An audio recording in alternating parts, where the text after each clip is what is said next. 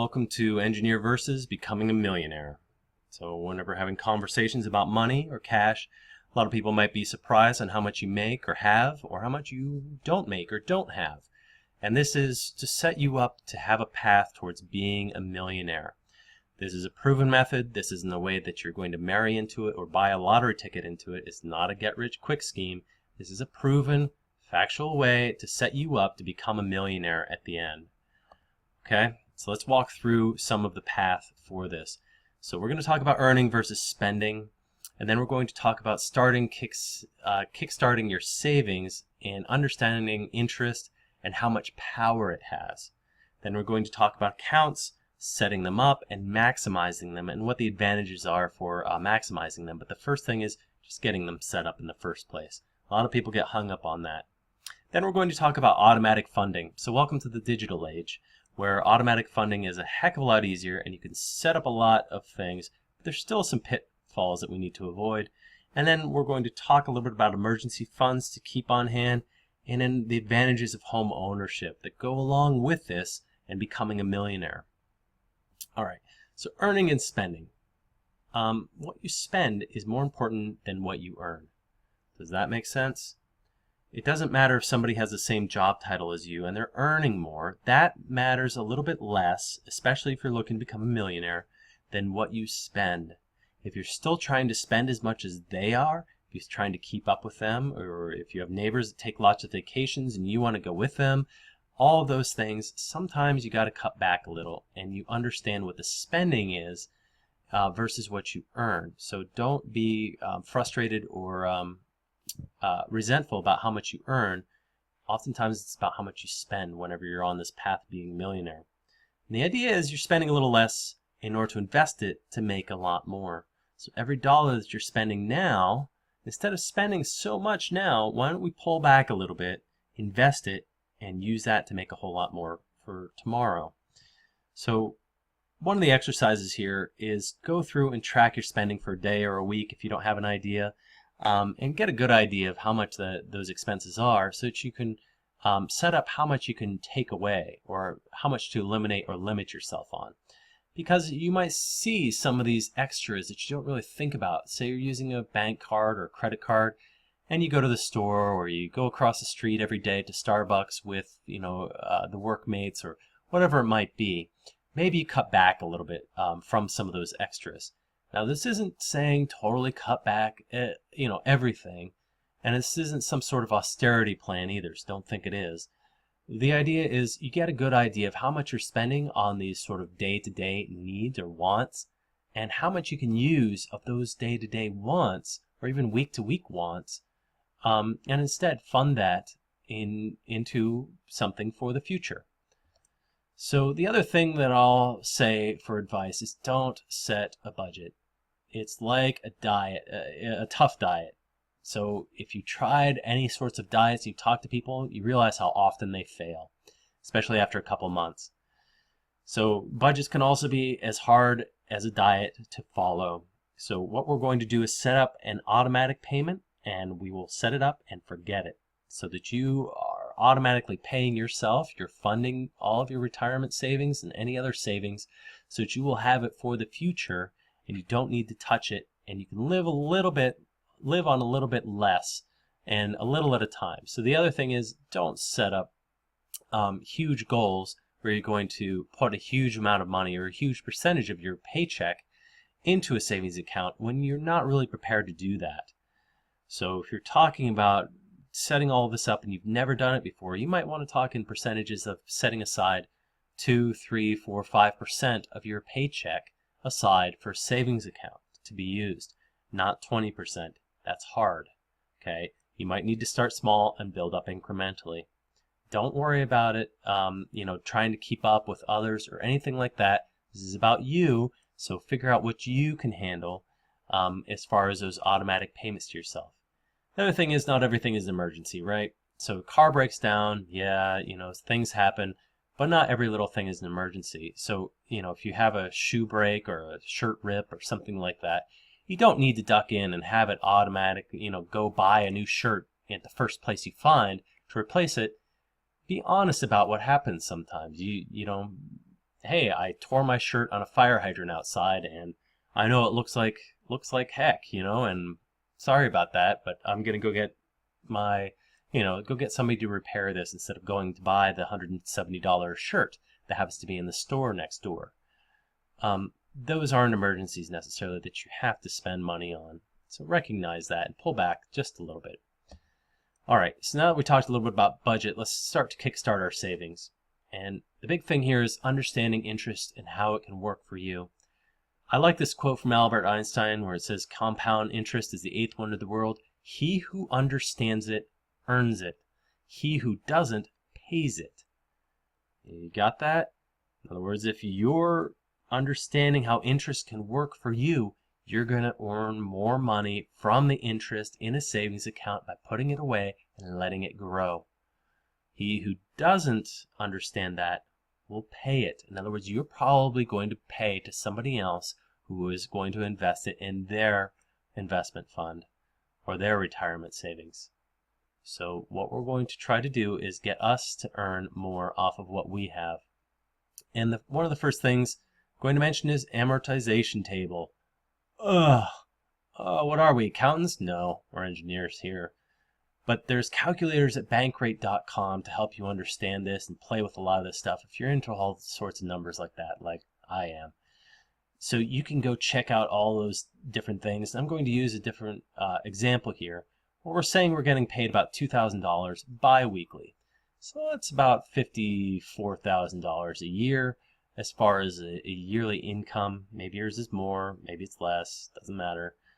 And what I'm trying to illustrate here is the difference in interest rates, in saying, okay, how much can we earn off of this if we invest 6% versus 5%? That's just a bi-weekly difference of $16. Over 30 years, that 1% difference is $110,000. So you see here on the table on the right, and that's again from bankrate.com, you can see that the difference in that biweekly rate, we're getting paid $2,000 biweekly. Our take-home pay is about almost $1,500. It's $1,482 versus $1,498. If you take that extra $16 and invest it over 30 years, you'll have $110,000, and that's just $16 biweekly. Imagine if you were to multiply that by 10, or even more. Maybe you say you invest twice as much, 4 times as much, 10 times as much on a bi-weekly rate, and that's where we're going to get to be a millionaire much, much faster than 30 years. What that time rate is, though, is going to be up to how much you fund and how fast we can get things to grow. All right, so more on kickstarting and setting up accounts. Set up your 401k account first. Why? This is going to be tax, basically you're avoiding taxes if you're setting up the 401k. Same if you're talking about an IRA too, a Roth versus traditional. Go and have someone explain this in layman's terms to you, the Roth versus the traditional, and read through it. There's others available if you don't have a 401k or an IRA. There's a 403b for nonprofits, or if you have different small business ones, there's other ones for those as well. The IRS is basically saying, we want you to set up a savings account, retirement savings account somehow, some way. We're trying to give you all the ways possible in order to do that. And not only that, a lot of investment groups, T. Rowe Price or Vanguard or others, are glad to help you out. So take advantage of all that advice. It's online at the irs.gov and so on. And then if you do have an employer, set it to match your employer match if there is one. And that might be up to 4%. They get incentives to do that for you. Match it. Take advantage of it. This is free money that they're basically just handing out to you. Take it. This is investment money, the 4% that can match percent to percent. Match it. So if you have an employer match and you haven't set up your 401k yet, do it today. Don't even worry about what your budget is or anything like that, and match your employer match. You are missing out on money in your investment, and you are missing out on speed to get to be a millionaire. All right. The other thing is, whenever you're doing that investment, the companies are doing it for you. So a lot of the rich back in the 80s and so on just set it and forget it. They didn't have to worry about it. Today, we can do that because we have computers and things are a lot easier to do it. So we just can set things for an automatic payment out of our bank account, or set it for an automatic payment that goes to a certain fund for a 401k, so on, and let it ride. Make that money come out automatically and live on that little bit less. And then whenever you do that, you can ask for a fund or an investment plan that's based on a retirement year. So you might want to invest, say, well, I want to be a millionaire in 10 years. Well, for something like this, I'm going to advise that you go and set it for your retirement year. Say it's 2030, 2040, 2045, whatever it might be. You set that as your retirement year, and those investments will shift depending on what your retirement year goal is, and they'll shift automatically in the fund. The company won't have to do anything with it. You won't have to do anything with it. All you have to do is keep it funded. That's it. And you may lose a job or something like that, and you may have to stop funding it, but don't take that savings away. And that's one of the pitfalls I'll get to also. All right, now maximize it. So we started out, say, with employer match of 4%. Well, revisit that amount. Every time you get a raise or things change, you get a different job, look to invest more this time. Get it to 5%, 6%, and set that goal if it's 1% a year even. Say you like your job, and you've been there for a little bit, and you want to stay there forever, and you love it, and it's a company job or it's a family job. Fantastic. But keep increasing those funding goals until you hit that maximum for your 401k or for whatever funding you're doing. 401k maximum this year is $18,000. A lot of people might have issues with getting $18,000 funded into a savings account. But if you can, there's also some catch-up opportunity. If you're age 55 or older, you get to contribute an extra $6,000 per year. And the idea is if you're of that age and you're looking to retire in the next 10 years, they want to make you or have you give you the opportunity to even increase your funding even more. So if you're not a millionaire yet, you have a chance to get to be a millionaire faster, especially that age group. Now that $18,000, that's going to be capped at 18, but you can start to look at other plans to do other investments. And IRA max is $5,500 this year as well. So you can start to look at investing in other means, and basically, if you want to think of it like different schemes, you're thinking you can invest in these different ways, in different places to maximize everywhere. Now you might not get to that maximum for 10 years. That's fine. If you don't get to there at all, that's fine too. The idea though is that you want to invest more earlier if you can, and keep that automatically funded, so you just set it and forget it. All right. So maximizing, again, it avoids the taxes and it grows faster. So if you can put in $18,000 from year one, or even fund it with, say, you got an inheritance or something else, and you can put that in to kickstart it, you can definitely start to do that, and it will grow that much faster. So if we look at an interest rate of 10% of growth, how much will maximizing matter? Well, let's look at this example. If we have income of $60,000, including bonuses, and the only reason I chose $60,000 is to make the math easier, all right? The same with the interest rate of 10%. Now, if we look at that $18,000 maximum over $60,000, that's 30% of your income, including all the bonuses and everything else. So $30,000 or $18,000 is 30%. But keep in mind that that's you're basically not paying taxes on that either. So you're keeping more of your money, all right? Now, if you only put in 10%, you see it's $6,000, 20% is $12,000, 30 is $18K. But I broke it down per month. So 10% is $500 a month, 20% $1,000 a month payment, 30% is $1,500 a month. And I know that, I'm looking at that. I used to look at that and say $500 a month, that's like 2 car payments, man.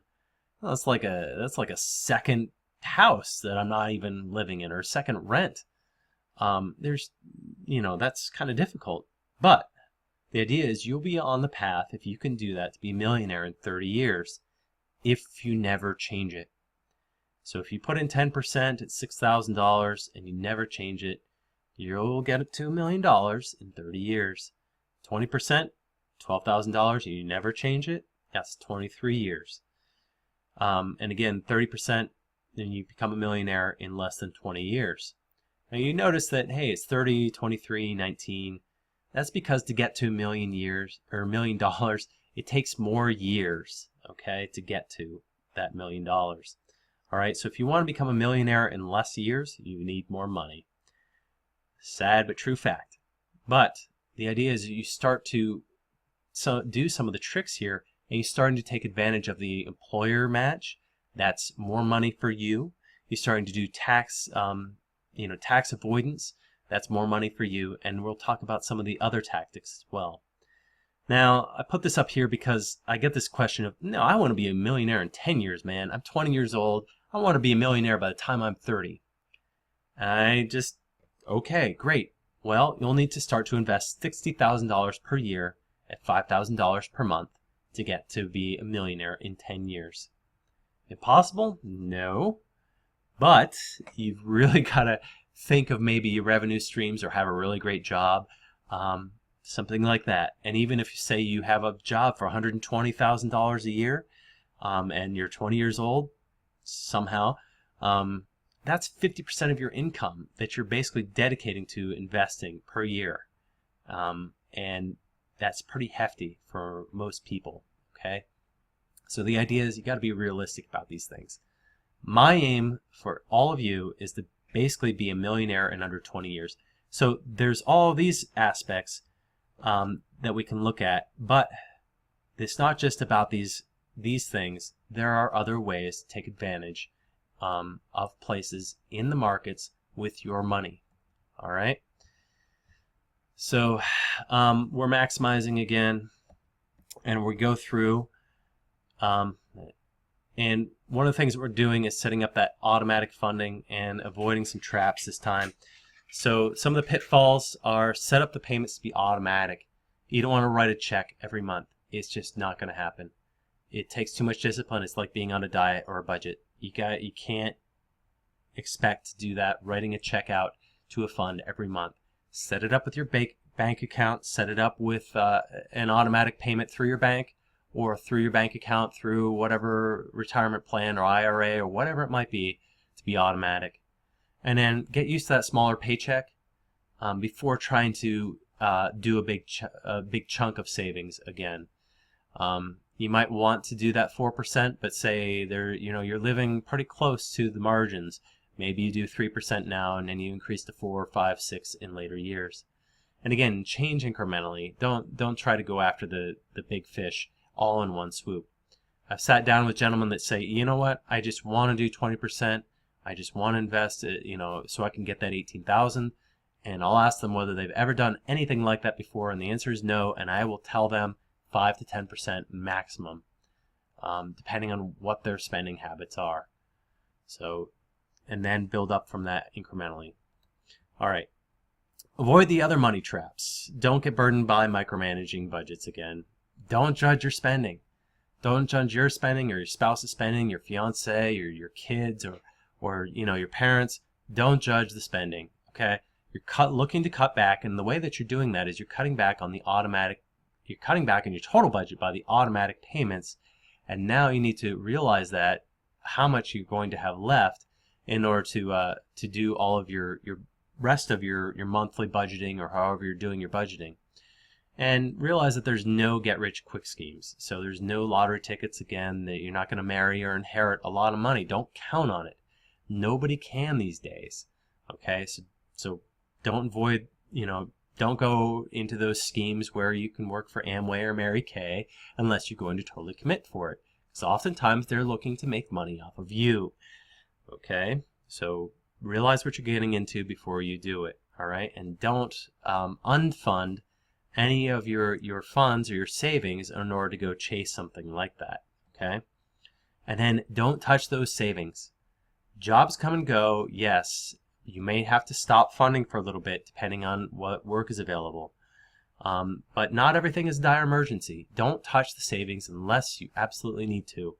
Sometimes you might be going without a job for 6 months and you burn through whatever savings that you had, your emergency funds, and your family has helped you, and this and that, and you still can't find opportunities for work. It might be time to talk about lifestyle changes as far as housing, or moving to other areas where there is more opportunity, or whatever it may be. But those are dire circumstances, but not everything is an emergency for you. The other thing is, don't take out loans against your savings. Honestly, this is one way that banks and big companies make money. They don't mind you taking out a loan. They will advise you, hey, you probably don't want to do that. But if you take out a loan against yourself, against your own funds, chances of you paying that back are worse. And not only that, the interest that you're paying to take out a loan against yourself, that interest isn't to you. That interest is to everybody else. They have to all these big companies, they have to take care of all these things, and that money is coming from you again. Okay, so don't take out a loan against your savings. And if something other than that's huge, you may need to override everything. It's up to you. If there's certain health issues, whatever it may be, those are, of course, trump cards to everything, right, in life. Okay, so cash cushions aim to save up a month to 3 months of expenses. So if you have a month of expenses, if you have that and are comfortable with that, great. If you don't have any credit cards or anything like that, feel free to save up to 3 months, just in case. And work with that on an automatic funding with the savings account. Work with your bank, and they will set up a savings account that will earn you, say, a modest interest. It's not going to be huge, but it might keep up with inflation. And that's important. That even that 3 months of savings is still earning, say, a little bit. But if you're living month to month, still try to build up that 1 month of savings, because nobody can predict what's going to happen. Even the people that might say that they're in the most secure jobs ever, that they don't have to worry, that everything is fine, that they're doing a great job, you just don't know. Okay? So it's also your emergency fund. It's not your fund in savings, okay? So use it for those emergencies. But don't use your credit cards for emergencies. Why? Don't think that your credit cards are going to be your safety cushion, because it usually takes longer and costs you way more to basically have that and use that credit card than it would be to just have a cash cushion for you. So again, a car breaks down, and you need to spend $1,000, $2,000 to have it repaired, it's going to take you months or years to pay that off with a credit card.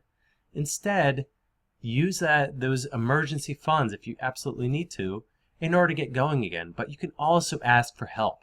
Keep your cash cushion if you can. Ask your family and say, it would really help me out if you could help me with this much money, with X amount, $500 to do this, to make a down payment on having the car fixed, and work with whomever that might be fixing the car or whatever the emergency might be. You just don't know. But if you can, ask for help, and don't forget to pay them back, and pay them back on a timely schedule. And don't just say, oh yeah, I'm totally going to pay you back, and never do. Talk with them about setting up a payment, and instead of funding your emergency funds to yourself, you set up your emergency funds to fund them until you're paying it back. And don't forget to say thank you. All right, keep it secret, keep it safe.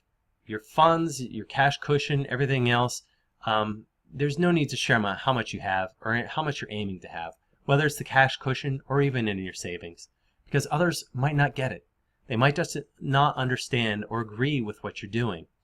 And instead, share the knowledge. Share your cash your knowledge about how you're getting cash, but don't share how much you have or that you even set up a plan. Those aren't things that you need to worry about doing at this point.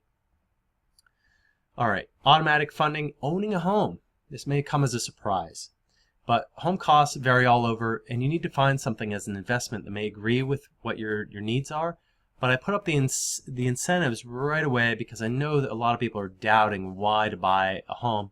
And if you automatically fund a home in the same way you automatically fund a savings and investment, you're doing a lot of things for yourself. They're in the same way. You're getting tax incentives, but you're also getting lower interest than most other types of credit.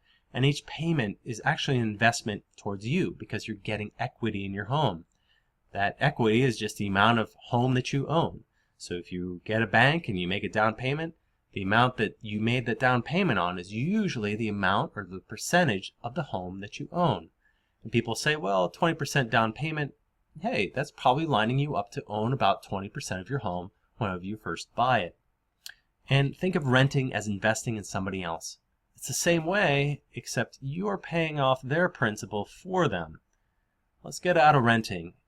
The IRS and everyone else is trying to get people to set up for home loans and so on for a reason. They like the stability, and then one thing that you can start to do and take advantage of is pay it off a little bit faster. Switch to bi-weekly payments, make a couple extra payments or half payments a year with a bonus, etc. And then couple that home ownership with savings for making a faster path to being a millionaire, because you're, again, avoiding more taxes. So this is becoming a faster way to get to be a millionaire. All right? So let's look at a home case here. Basic loan, $200,000, 30-year loan, 4%. Seems pretty typical, right? Minimum payment, okay, it's less than $1,000. We have total cost is going to be $343,000 though. And that means that 58% of that is going towards the principal and 42% of that goes towards the interest. The bank is making $143,000 off of you. What they're hoping that you're taking advantage of is the tax savings. And that's your advantage. So you're not actually you're not losing out on the deal. So you can pay that $954 every month, or you can pay $1,000 a month, which is less than 5% extra of payment. So you pay an even $1,000, it's an extra $45 a month, but you save $13,000 over the loan, and you shorten the loan by 2.5 years. So you can see the advantages of paying just a little bit extra work in the same way as the investing and savings. Or you can even pay bi-weekly, or even weekly for that matter. And here bi-weekly, half of 954 is 477. Bi-weekly payment is $0 extra a month. That's right, you're not paying anything else a month, but you're saving $43,000 and you're shortening the loan by over 4 years. You can set that loan up to be bi-weekly to match your paychecks. You can basically start to pay earlier and earlier, and this is an investment in your property that becomes assets for you, helping you become a millionaire. All right, total funding, I'm going to walk through this. Retirement savings, $1,500 a month. That's your maximum. At year 10, you're at about $300,000. So if you just start out at year 10, you're at $300,000. Year 20, you're at $1.08 million. And again, your savings might not be as much, and this isn't looking at doing any other. This isn't with an employer match. This isn't with anything else to go along with it. Okay. If you have employer match or other benefits, you can definitely start to take more and more savings, and you get to $1 million that much faster. At 10% return and no initial investment. So if you have a couple of thousand lying around, or if you have something extra, you get an extra bonus, put it into the savings, into the fund. It's a great way to get to be a millionaire faster. And then the home investment, let's add that on top. So we say we pay $500 bi-weekly, which is $1,000 a month that we're talking about. And then we make 2 extra payments a year. Our total equity at year 10 is $54,000. At year 20 is $150,000. So you start to see that $200,000 home starting to earn more and more. Thing is, if you own a home that's twice as much or twice as expensive, you're going to have twice as much in those numbers. You're going to have over $100,000 at year 10 and over $300,000 at year 20. So that helps you become a millionaire that much faster. All right. So the total at year 10, we have $354,000. At year 20, we have $1.23 million. So at 20 years, less than 20 years, you can definitely do it. You basically, if you just go on these basic schemes, you're going to be a millionaire between 15 to 20 years. Easy. And not only that, if you overfund or if you look at doing extra funds, you can definitely be a millionaire between 10 and 15 years if you start making those extra payments and start doing a little bit here, a little bit there. And then being a little bit more, watching your basics and making the investments now. Your total tax savings for all of this is between $60,000 to $120,000 over those 20 years. And that's a ballpark. The actual estimates are probably going to be higher. I throw this in as very much a conservative estimate. So over 10 to 20 years, if you're saving $60,000 to $120,000, I would not doubt it at all. And that's where you can either put it back into savings investments, or say fund something else, or buy a new car or a boat or whatever you want with those extra savings that you get just from taxes. All right, well, I hope you enact this and do some automatic payments. This has been Engineer versus Becoming a Millionaire, and I hope you can join us for being part of the Millionaires group, and hope you avoid those taxes and make the most of your dollars. Thank you.